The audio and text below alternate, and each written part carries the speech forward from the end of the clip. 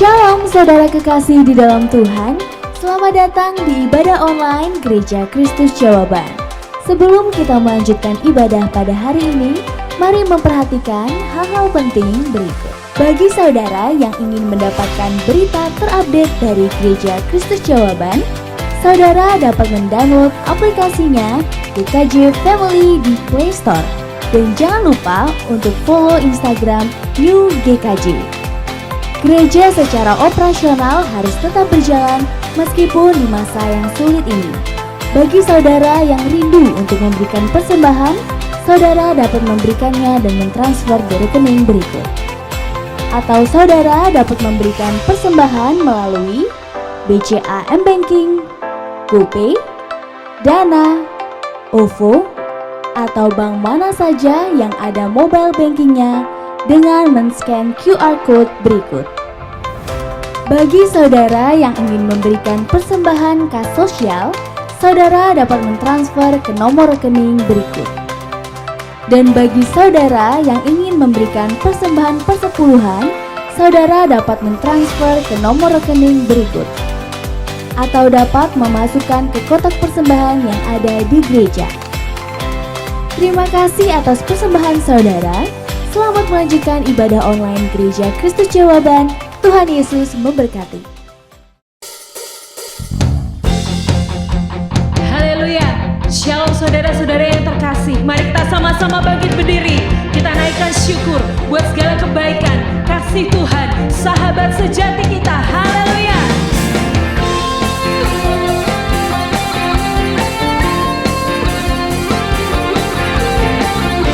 Kami percaya Engkau hadir Tuhan.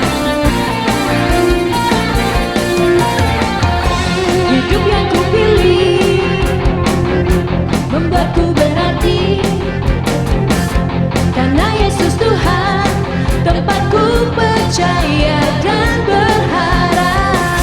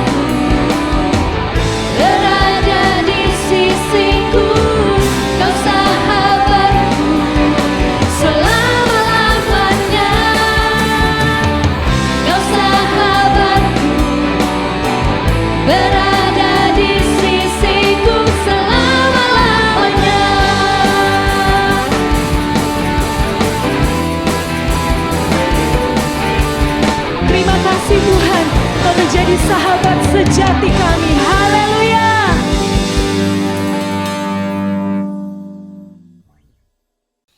Haleluya.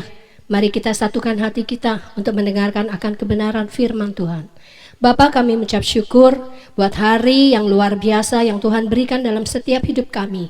Jika kami boleh dalam keadaan yang luar biasa, itu semua karena kasih karunia Tuhan. Jika kembali kami boleh mendengarkan akan sabda-Mu Bapa, melalui hamba-Mu yang akan Tuhan pimpin, biarlah apa yang keluar dari mulut bibir lidahnya semuanya berasal daripada-Mu. Dan bagi setiap kami yang mendengarkan akan firman-Mu, berikan kepada setiap kami hati yang benar, hati yang baik, tanah hati yang subur, sehingga sungguh setiap kebenaran firman yang ditaburkan itu boleh bertumbuh dan berbuah-buah bagi kemuliaan nama Tuhan. Segala kuasa kegelapan, roh iblis, roh asing apapun yang ingin mengganggu jalannya penaburan firman-Mu, kami patahkan, kami hancurkan hanya di dalam nama Tuhan Yesus. Dan biarlah kami hanya mengundang kuasa Allah Roh Kudus sendiri berkuasa, berdaulat penuh atas setiap kami. Terima kasih Bapa, hanya di dalam nama Tuhan Yesus Kristus kami sambut firman-Mu. Haleluya. Amin. Shalom, bagaimana kabar saudara? Jika saudara dalam keadaan tubuh yang sehat, sukacita karena Bapa di surga menjaga saudara. Ayo, acungkan kedua jempol di depan layar HP, layar laptop atau layar televisi dan katakan bersama haleluya. Lebih semangat dong, haleluya. Puji nama Tuhan. Sebelum saya mulai, ada dua pengumuman yang akan saya berikan. Yang pertama, selamat kepada 3 saudari yang sudah mendapatkan nilai sempurna 5 dari 5 soal untuk Kersel minggu ini, yaitu 1 saudari Yoseba Evelyn, kedua Maria Gavin, dan ketiga Rehuela. Selamat saya ucapkan, hadiah akan diterima minggu yang akan datang pada saat sudah berkersel. Yang kedua, perekaman ibadah online ini atau ibadah online ini kita lakukan karena pandemi COVID-19. Ternyata tanpa kita ketahui ada satu televisi di Jakarta, First Media Group, ya First Media. Mereka memonitor khotbah-khotbah yang dilakukan oleh gereja-gereja di seluruh Indonesia, ya. Dan puji nama Tuhan, 1,5 bulan yang lalu mereka menawari kami, menawari saya, apakah mau masuk di televisi mereka, karena mereka senang dan tertarik dan cocok istilahnya dengan khotbah-khotbah yang saya sampaikan. Tentu saja ini berita yang gembira ya saudara. Saya segera merespon, mengurus surat-suratnya dan lain sebagainya, dan kemungkinan besar Agustus kami sudah akan keluar di televisi First Media. Tentu saudara kalau mau melihat saudara harus berlangganan First Media. Puji nama Tuhan, itu istilahnya blessing in disguise.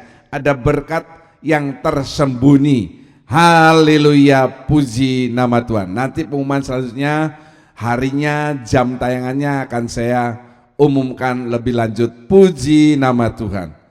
Bagaimana kabar saudara? Sekali lagi saya ulangi, jika saudara sehat walafiat, ayo serukan kembali bersama dengan saya. Haleluya, puji nama Tuhan.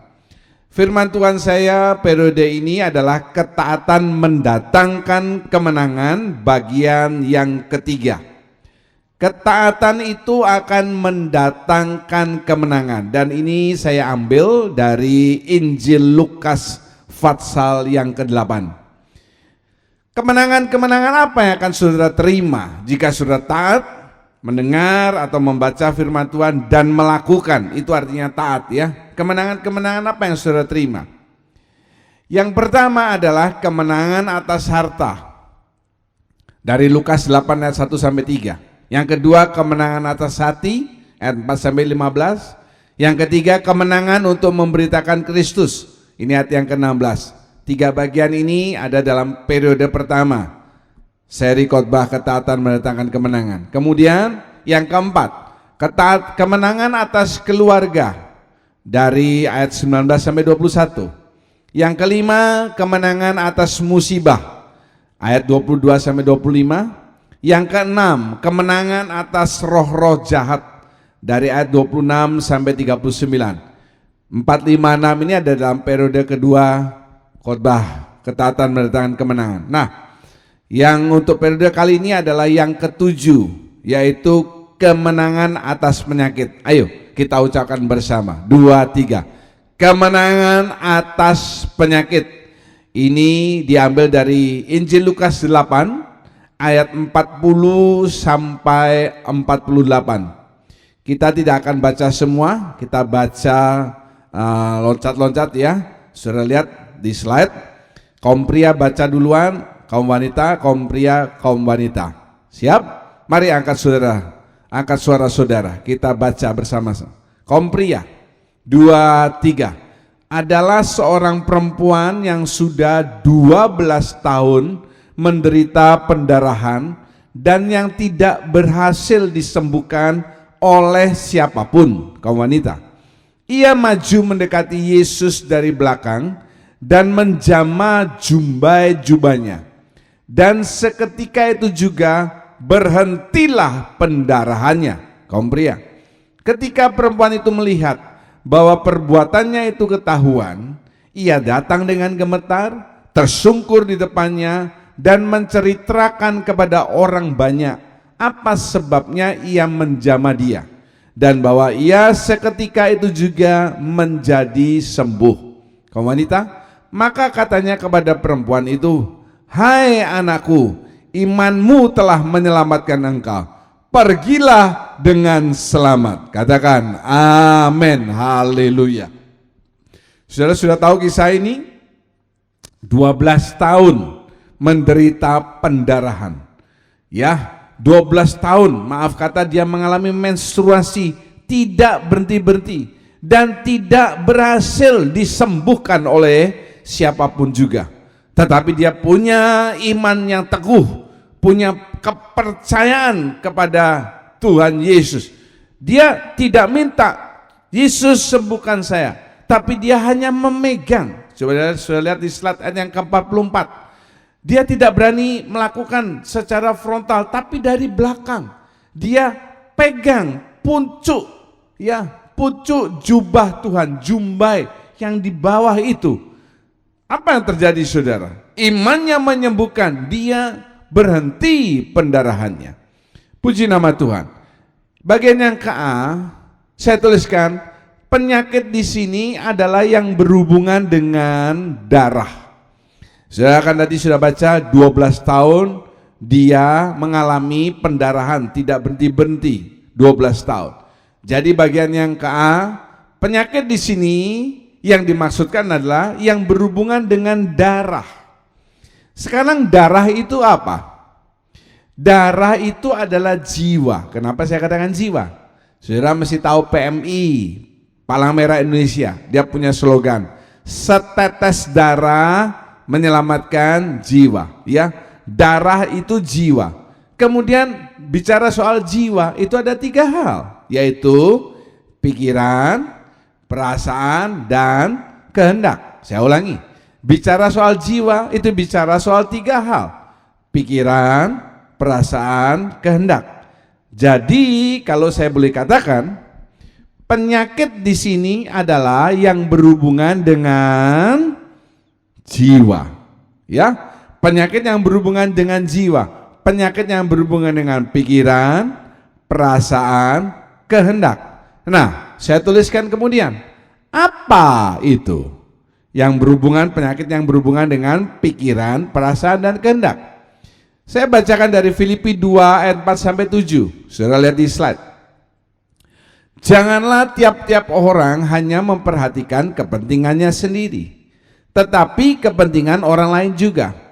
Hendaklah kamu dalam hidupmu bersama menaruh pikiran dan perasaan yang terdapat juga dalam Kristus Yesus, yang walaupun dalam rupa Allah tidak menganggap kesetaraan dengan Allah itu sebagai milik yang harus dipertahankan, melainkan telah mengosongkan dirinya sendiri dan mengambil rupa seorang hamba dan menjadi sama dengan manusia. Amin. Sudah perhatikan dulu, itu ada 2 ayat yang saya garis bawahi. Ayat yang keempat, Jangan tiap-tiap orang hanya memperhatikan kepentingannya sendiri. Kemudian yang saya garis bawahi yang kedua, ayat yang ketujuh. Mengambil rupa Allah itu mengambil rupa seorang hamba dan menjadi sama dengan manusia. Apa itu? Ada dua hal, saudara.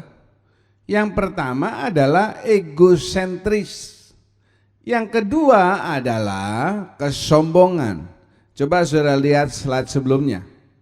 Ayat yang keempat mengatakan, jangan tiap-tiap orang hanya memperhatikan kepentingannya sendiri. Itu bicara soal egosentris.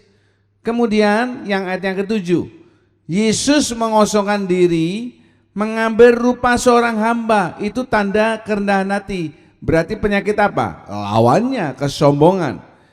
Lihat di slide. Bicara soal egosentris, banyak sekali orang yang egois terhadap dirinya sendiri. Masa pandemi ini saya melihat ada banyak hal, saudara ya. Jadi orang itu bisa kelihatan sifat aslinya, apakah dia egois, hanya mementingkan dirinya saja, keluarganya saja, tidak memikirkan gereja, tidak memikirkan pelayanan pekerjaan Tuhan, yang penting dirinya, keluarganya. Dan kesombongan, yang saya pernah katakan, kesombongan itu artinya dia berpikir, kalau saya tidak ada di gereja ini, gereja itu akan hancur, akan jatuh.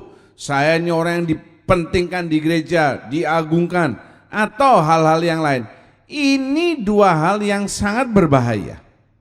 Jadi penyakit yang berhubungan dengan darah, yang bagian yang ke A, itu bicara soal jangan saudara menjadi orang yang egois, mementingkan dirinya sendiri. Karena firman Tuhan menasihati, pikirkan juga kepentingan orang lain.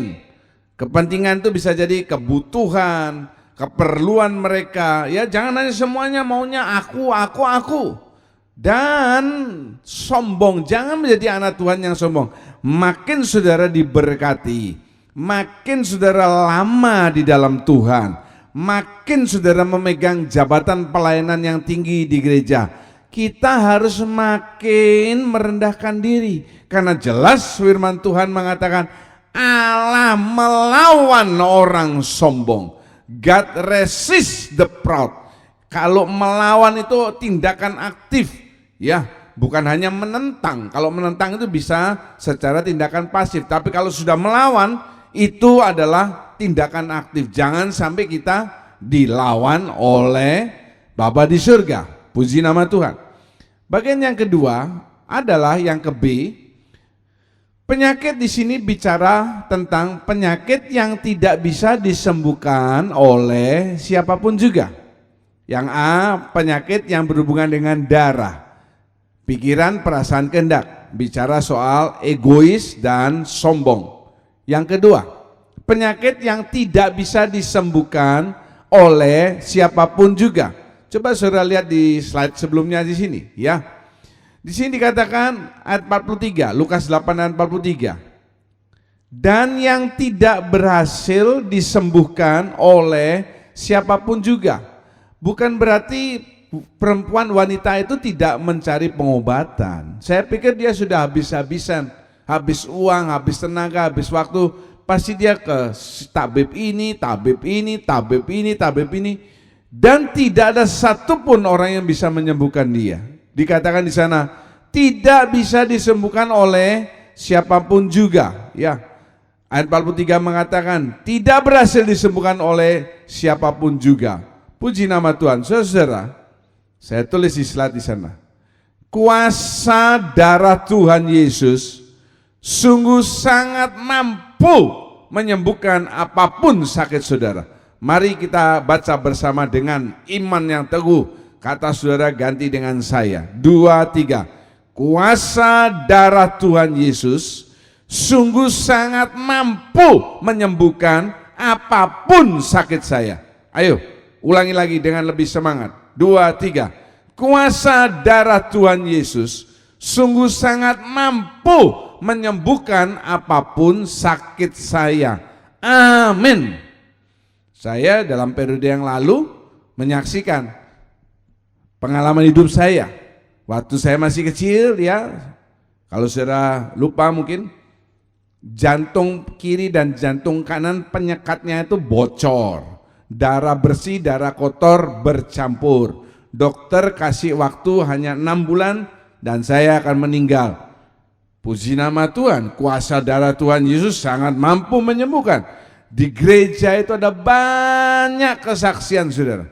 Orang yang pernah sakit kanker 12 atau 15 tahun saya lupa, leher, tenggorokan ya.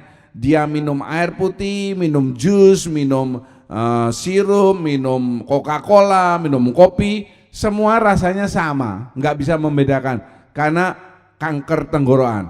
Kuasa darah Tuhan Yesus menyembuhkan, tidak ada yang mustahil bagi Tuhan. Kalau saudara yakin katakan amin. Lagi sekali amin. Tidak ada yang mampu melawan kuasa darah Tuhan Yesus Kristus. Kenapa saudara? Karena dikatakan bahwa oleh bilur-bilurnya kita sudah disembuhkan. Jadi perhatikan, saudara yang sakit apapun di rumah, saudara harus punya iman yang teguh kepada Tuhan Yesus Kristus, bahwa tidak ada yang mustahil bagi Tuhan. Kuasa darah Tuhan Yesus itu lebih dari segala sakit penyakit. Haleluya. Bagian yang ke-8 adalah kemenangan atas kematian. Kita baca bersama, 2, 3. Kemenangan atas kematian. Dari Injil Lukas 8, 49 sampai 56. Lukas 8, 49 sampai 56. Ayo kita baca bergantian, pria lebih dulu. Kaum pria, mari 2, 3. Ketika Yesus masih berbicara, datanglah seorang dari keluarga kepala rumah ibadat itu dan berkata, anakmu sudah mati, jangan lagi engkau menyusah-nyusahkan guru. Kaum wanita. Tetapi Yesus mendengarnya dan berkata kepada Yairus, jangan takut, percaya saja dan anakmu akan selamat. Pria, semua orang menangis dan meratapi anak itu. Akan tetapi Yesus berkata, jangan menangis, ia tidak mati tetapi tidur. Wanita, lalu Yesus memegang tangan anak itu dan berseru, katanya, hai anak, bangunlah. Sama-sama.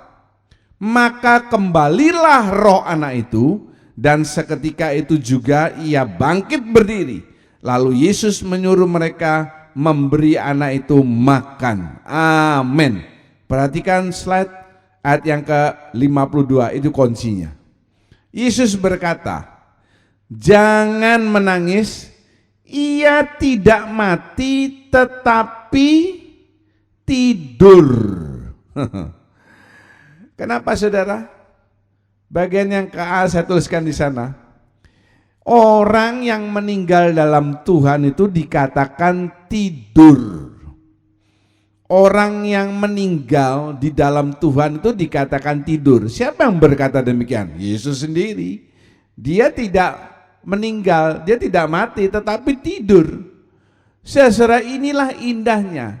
Saya ini banyak menyaksikan dalam perjalanan hidup saya orang-orang yang meregang nyawa istilahnya. Saya melihat anak-anak Tuhan yang hidupnya luar biasa, ya. Meninggalnya itu enak. Yang pertama meninggalnya di atas tempat tidur. Loh, itu kok enak, Pak? Ya, daripada saudara di tengah jalan raya, ditutupi koran, atau tenggelam di danau, atau di sungai, atau di laut. Nah, atau misalnya meledak di udara, pesawat terbang. Ya, di atas tempat tidur itu sudah paling luar biasa. Yang kedua, meninggalnya itu smooth, enak. Tidak ada keluhan apa-apa.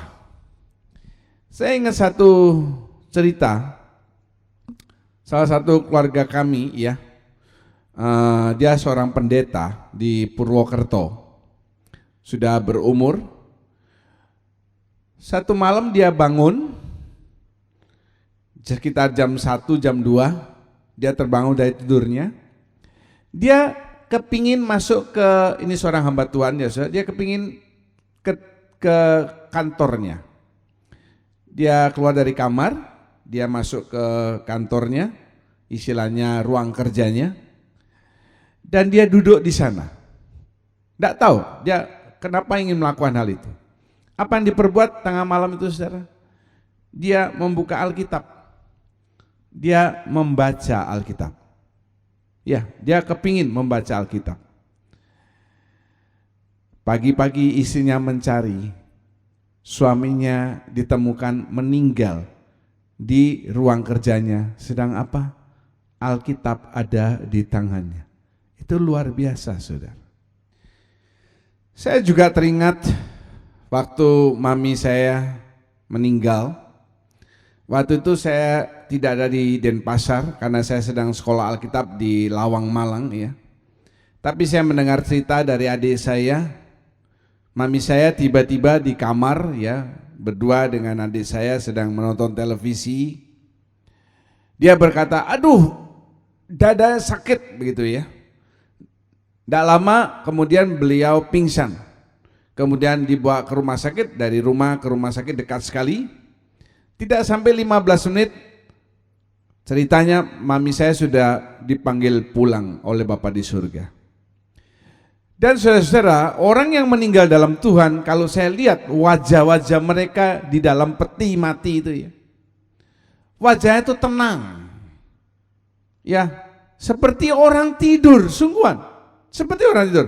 Coba sejak saat ini saudara perhatikan ya, kalau saudara melayat begitu, kalau orang yang anak Tuhan itu betul-betul sungguh-sungguh dalam Tuhan, coba perhatikan wajah waktu meninggal, tenang. Tidak wajahnya seperti cemberut atau bagaimana ya, pokok berbeda, saudara. Saya juga ingat satu cerita lain, sudah lama sekali. Di depan rumah kami ini, kebetulan kompleks militer, ada seorang mayor yang meninggal. Ceritanya mayor itu mengalami kecelakaan di kota yang lain. Kemudian dia ditabrak truk begitu ya, saudara, dalam mobil itu ditabrak truk. Dia harus diamputasi tangan kirinya, harus dipotong. Saya mengunjungi di rumah sakit, diamputasi ya, dan kelihatannya dia masih sehat begitu, meskipun diamputasi tapi masih sehat, mungkin karena militer ya. Ternyata 2 hari kemudian dia meninggal, katanya karena infeksi akibat tangannya diamputasi. Bukan itu masalahnya, tetapi waktu jenazah itu dibawa ke rumahnya, kan di depan rumah saya persis, istrinya itu menangis sedih. Sampai orang-orang yang datang itu juga ikut sedih. Saya juga ikut sedih. Meraung-raung, saudara ya. Dan lewat berapa hari pada saat jenazah itu akan dimakamkan secara militer, sebelum peti itu masuk liang lahat, istrinya itu pingsan. Mungkin 3 kali pingsan bolak-balik. Sebelum jenazah berangkat ya, dia bersimpu di depan peti dan mengatakan, "Aku akan setia terhadap engkau, membesarkan anak-anak kami." Ya, yang datang pada saat itu semuanya sedih rasanya. Saya juga sedih ya. Tidak sampai setahun, saudara, istrinya sudah menikah lagi. Ya itulah dia, perbedaan antara orang yang di dalam Tuhan sama yang tidak dalam Tuhan ya. Nah, kita kembali ke sini. Kemudian yang B, orang yang tidur itu akan bangun. Orang yang tidur akan bangun atau bangkit. Ini masukan saja dari saya, saran. Seandainya anggota keluarga saudara meninggal, kalau saudara tanya kepada saya sudah punya pengalaman. Mami saya sudah meninggal, papi saya sudah meninggal. Saya juga sudah menguburkan anak saya, ya. Jadi saya sudah mengerti arti kesedihan itu. Kalau anggota keluarga saudara meninggal, entah itu orang tua atau pasangan atau anak, boleh nggak menangis? Loh, nature-nya manusia ya wajar ya menangis ya. Tapi saran saya, saudara jangan berlebihan, maaf ya, lebay atau alay. Nangisnya tuh sampai meraung-raung, cakar-cakar, pingsan, bola-balik. Aduh, kenapa saya katakan demikian? Kalau ada pasangan saudara atau anak saudara atau orang tua saudara tidur di rumah, tidur ya, apakah saudara ada yang nangis?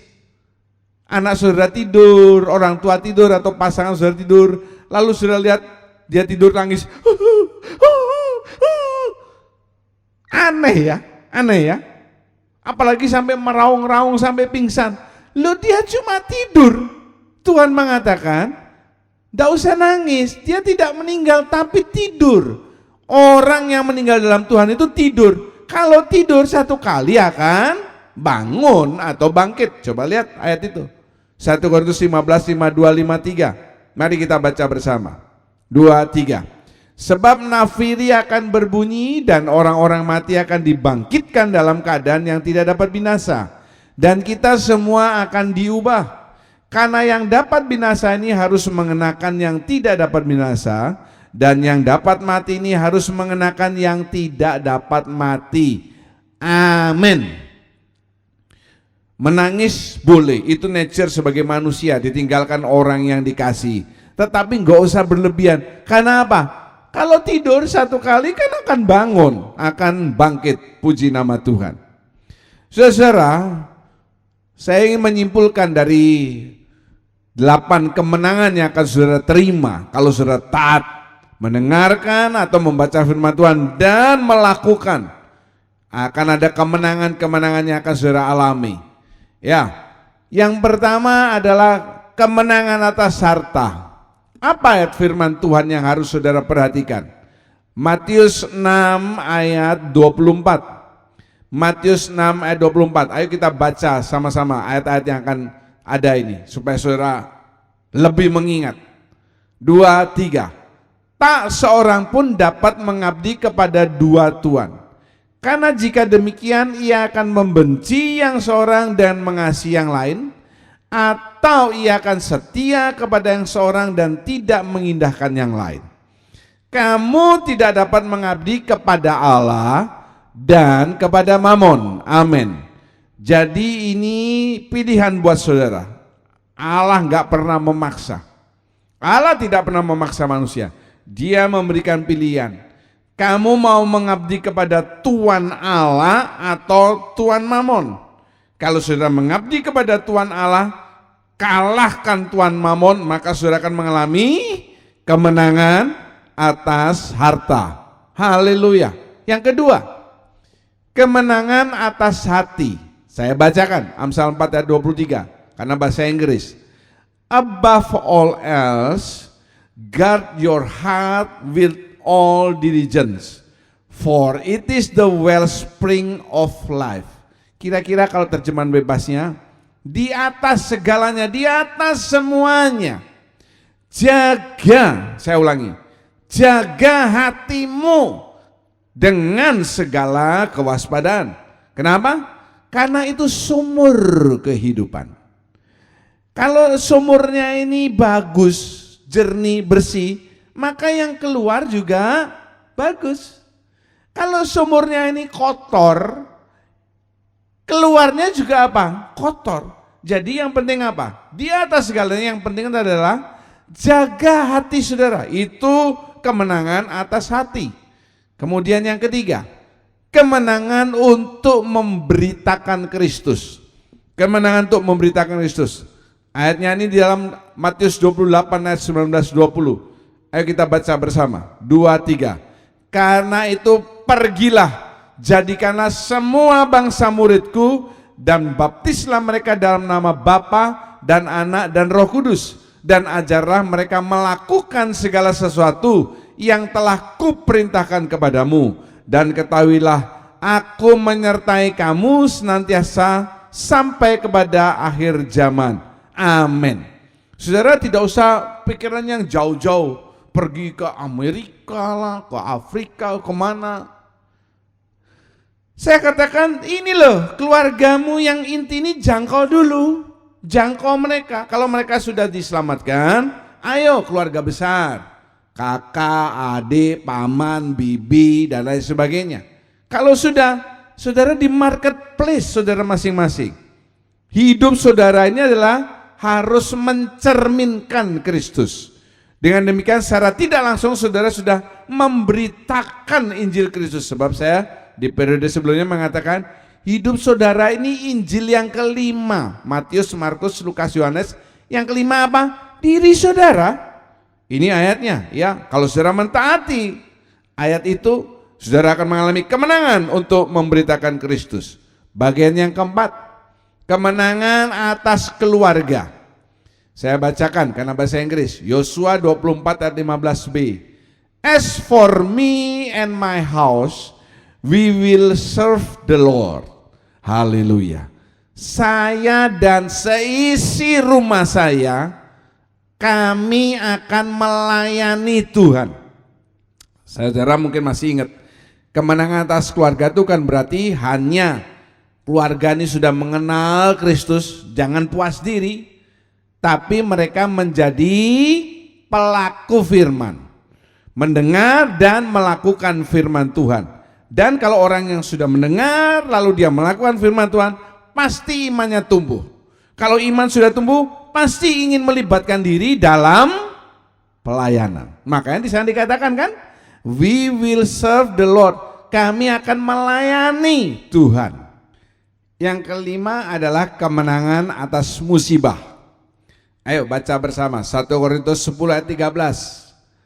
1 Korintus 10 ayat 13. Siap? 2, 3. Pencobaan-pencobaan yang kamu alami ialah pencobaan-pencobaan biasa yang tidak melebihi kekuatan manusia. Sebab Allah setia dan karena itu Ia tidak akan membiarkan kamu dicobai melampaui kekuatanmu. Amin. Saudara, gereja tiba-tiba berhenti, lalu saudara harus ibadah online di rumah. Ini juga merupakan suatu dapat dikatakan dalam tanda petik musibah bagi gereja juga bagi saudara. Tetapi perhatikan, justru seperti tadi saya katakan di depan, di balik musibah ini Allah merencanakan hal yang indah. Ada blessing in disguise. Ternyata ada pihak yang tertarik dengan khotbah-khotbah saya dan ingin memasukkan saya ke program tayangan rohani televisi mereka. Ya, ini luar biasa saudara ya.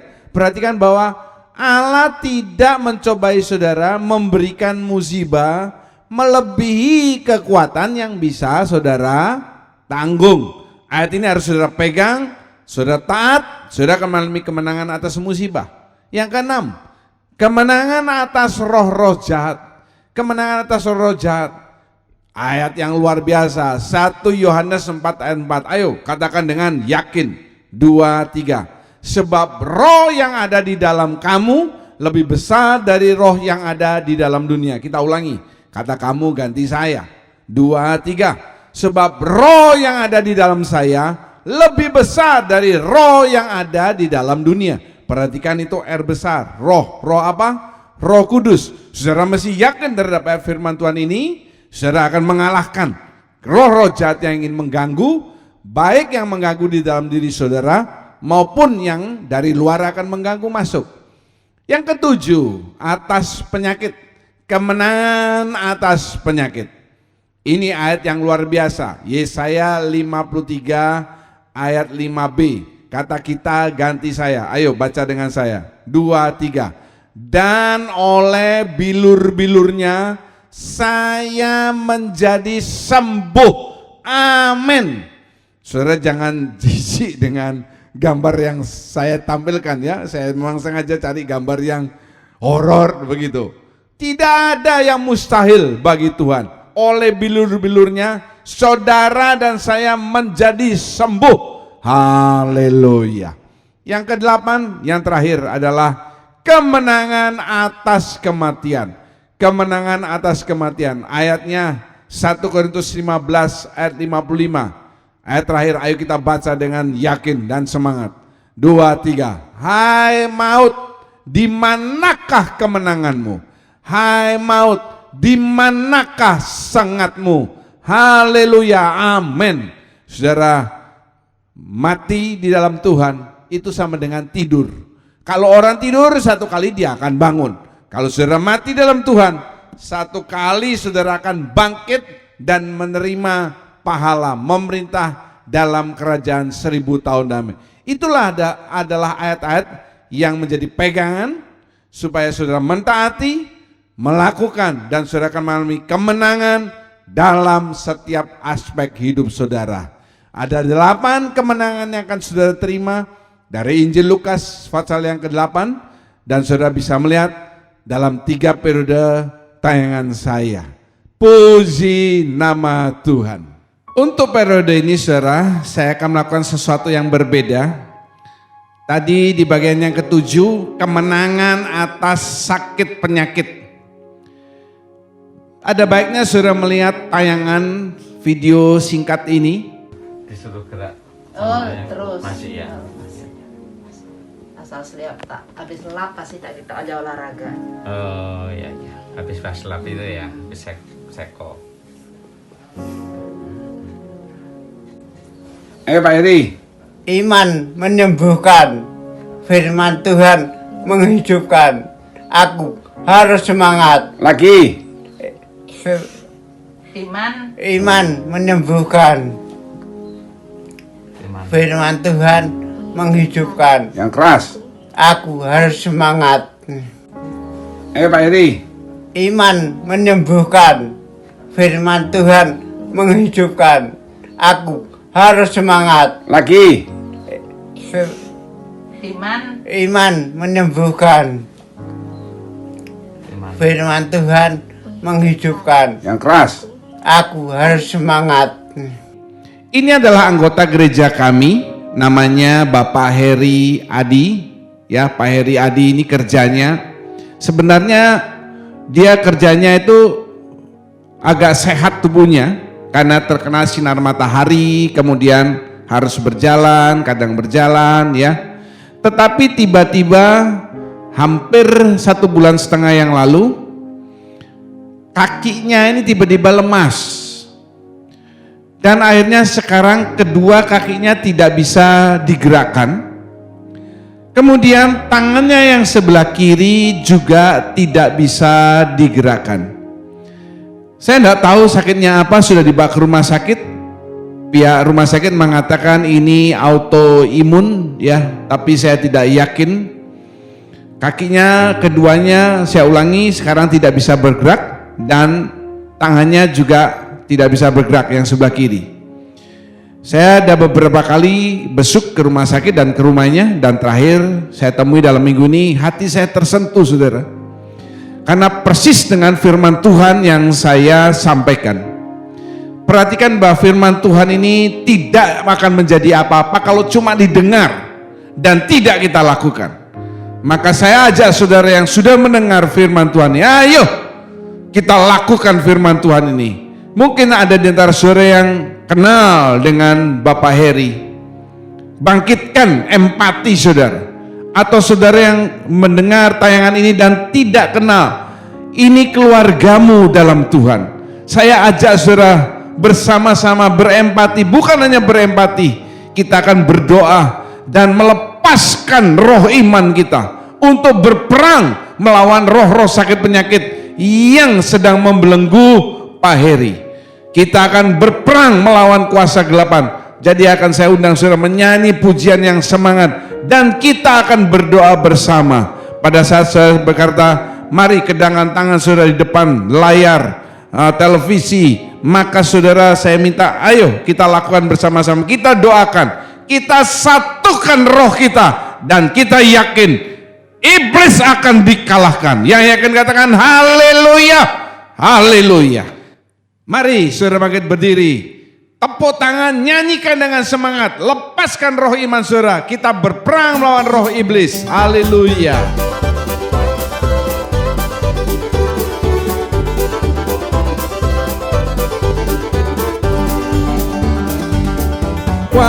kuasa dalam darahnya, darah domba Allah. Ada kuasa dalam darahnya, darah anak domba Allah. Lebih semangat. Ada kuasa dalam darahnya, darah domba Allah.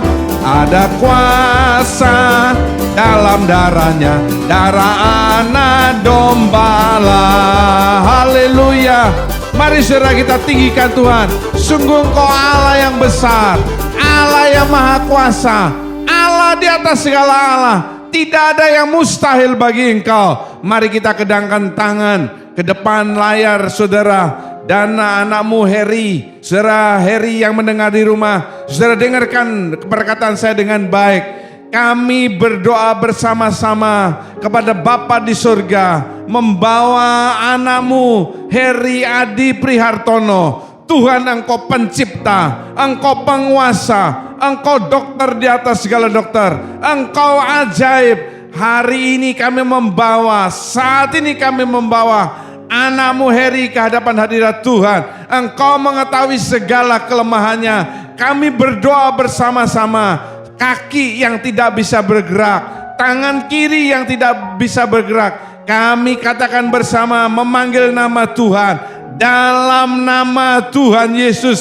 Ulangi sekali lagi, katakan bersama. Dalam nama Tuhan Yesus kami lepaskan roh kesembuhan, roh iman, berperang melawan roh sakit penyakit. Dalam nama Tuhan Yesus ada jamahan Tuhan. Dengan iman engkau akan disembuhkan. Ayo gerakan kakimu, gerakan kakimu, gerakan tanganmu. Punya iman, Allah sanggup menyembuhkan. Dalam nama Tuhan Yesus, dalam nama Tuhan Yesus, imanmu akan menyembuhkan engkau. Kami percaya kuasa mujizat, roh kesembuhan sedang bekerja dalam diri anakmu Heri. Dan anakmu Heri ini, Heri, engkau dengar perkataan saya, imanmu bangkit. Gerakan kakimu, gerakan tanganmu, gerakan kakimu, gerakan tanganmu. Iman akan menyembuhkan. Terima kasih Bapa. Kami yakin dan percaya kuasa rohmu di atas segalanya. Rohmu sanggup menyembuhkan. Oleh bilur-bilurmu kami sudah disembuhkan. Oleh bilur-bilurmu anakmu Heri dijamah dan disembuhkan. Terima kasih Bapa. Haleluya, haleluya. Ucapkan syukur, mari kita ucapkan syukur kepada Bapa di surga. Terima kasih Bapa, perlindunganmu, penjagaanmu, kesehatan yang kau berikan. Kami mengucap syukur, sungguh Allah yang besar, Allah yang luar biasa.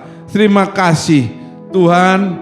Hamba-Mu berdoa, setiap tangan yang memberikan persembahan untuk membantu pelayanan pekerjaan Tuhan, dengan hati kasih mereka memberi, sebaliknya Engkau akan membalas mereka berlipat kali ganda. Dan Kau sungguh sangat mampu memberkati kami. Terima kasih untuk semua yang sudah terlibat dalam pelayanan perekaman ibadah ini. Tuhan memberkati jerih lelah mereka. Mari kedangkan kedua tangan saudara, angkat wajahmu. Hamba-Mu percaya saat ini tingkap-tingkap surga terbuka. Engkau sedang memandang kami dengan wajah kasih-Mu untuk mencurahkan berkat-berkat yang kami butuhkan dalam setiap aspek kehidupan kami. Berkat dari Bapa, Anak, dan Roh Kudus. Berkat Allah yang melimpah ada dalam kehidupan-Mu. Segala puji syukur, hormat, kemuliaan, dan kuasa kami tujukan dan kembalikan. Dalam namanya Tuhan Yesus Kristus kami berdoa dan mengucap syukur. Semua orang yang percaya mengakhiri dengan amin. Haleluya, terima kasih. Sampai berjumpa dalam tayangan kami yang akan datang. Haleluya. Terima kasih telah beribadah online bersama Gereja Kristus Jawaban. Tetaplah menjaga kesehatan kita dan selamat memasuki minggu baru yang penuh berkat. Damai sejahtera dari Tuhan Yesus Kristus menyertai kita semua.